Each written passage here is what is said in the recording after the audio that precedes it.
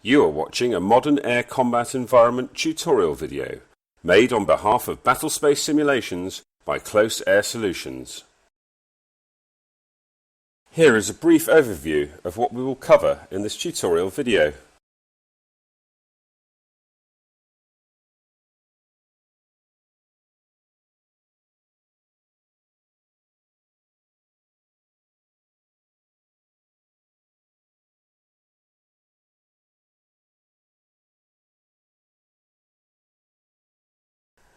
The MACE graphical user interface is divided into three main areas. The mission area displays all the simulation entities overlaid on top of different accurately scaled maps and imagery. The top navigation ribbon contains grouped functions available on 8 different tabs. The status bar contains information about the cursor position on the map or imagery, and also some quick platform selection and centering tools.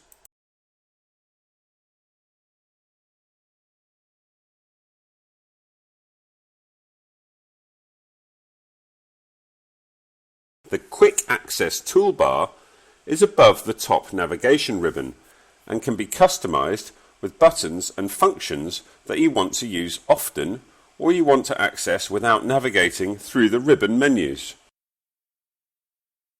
You can add any button to the Quick Access toolbar by right-clicking on the button and selecting Add to Quick Access Toolbar. You will now see a miniature version of the button in the Quick Access toolbar.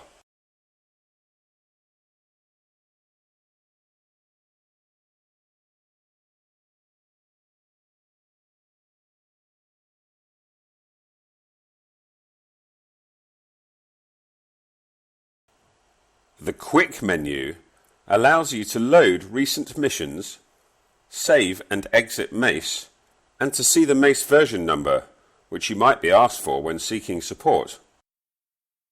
We will now conduct a quick run-through of the various grouped functions of the top navigation ribbon bar.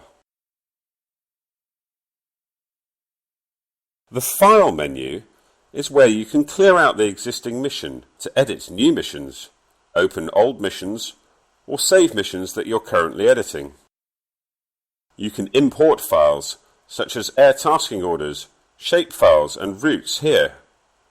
You can also export into different file formats. The Mission Builder tab is where most of the mission editing functions take place, such as adding platforms and sites. Most of the things you can add are available in grouped drop-down menus. The Builder tab contains some tools specific to the creation of integrated air defense systems and other useful editing tools, such as entity duplication and orientation controls.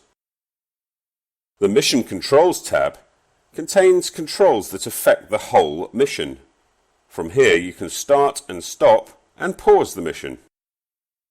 You can also affect all entities in the mission, such as reloading all ammunition or making your own ship invincible. It also contains some map tools that will allow you to measure distances and headings and also pan, zoom and select from the map. It contains a useful detonation tool that allows you to quickly detonate any supported ammunition type just by pointing and clicking on the map. Useful if an instructor has forgotten to drop their bomb or if you want to simulate an explosion quickly. It also contains tools for creating shapefiles, which is covered in a later tutorial.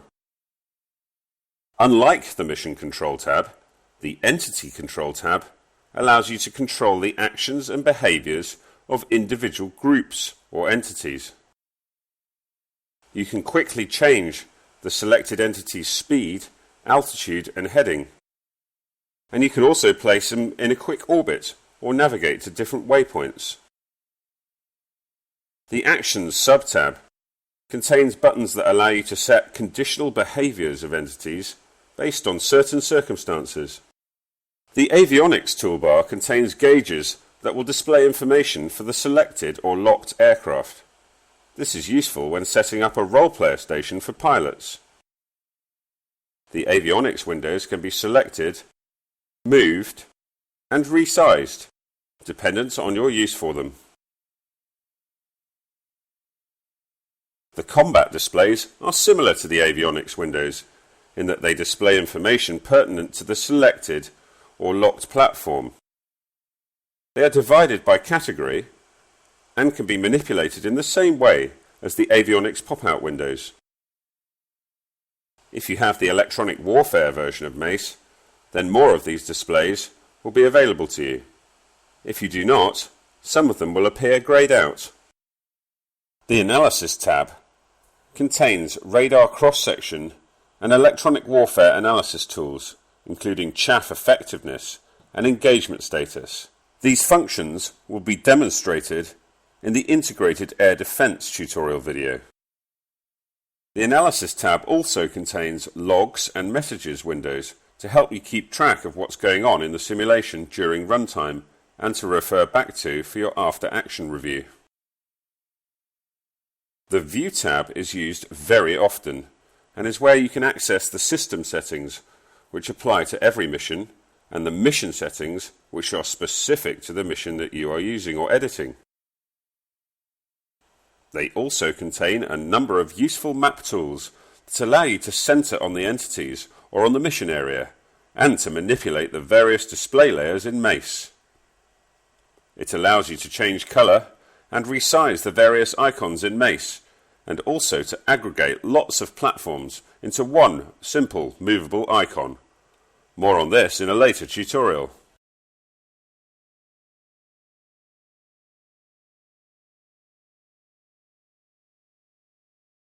We will now discuss the different types of buttons available in Mace. There are 4 types of button in Mace, and they are color-coded to help users easily understand their functionality. Red buttons are on or off toggle type buttons, for example, making your own ship invincible or selecting foam weapons.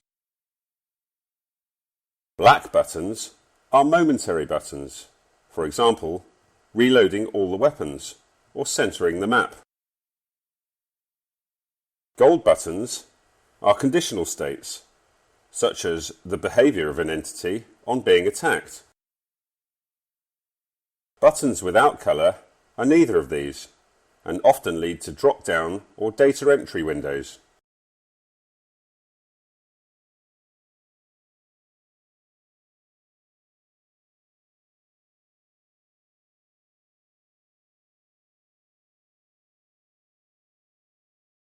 The largest part of the Mace graphical user interface is the mission area.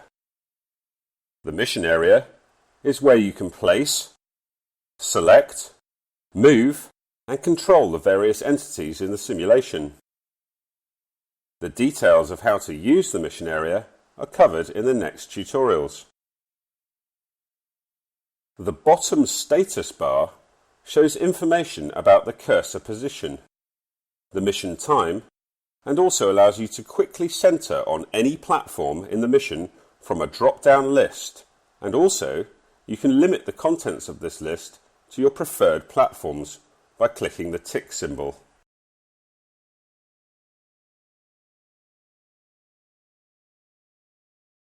Here is the summary of what we covered in this tutorial video.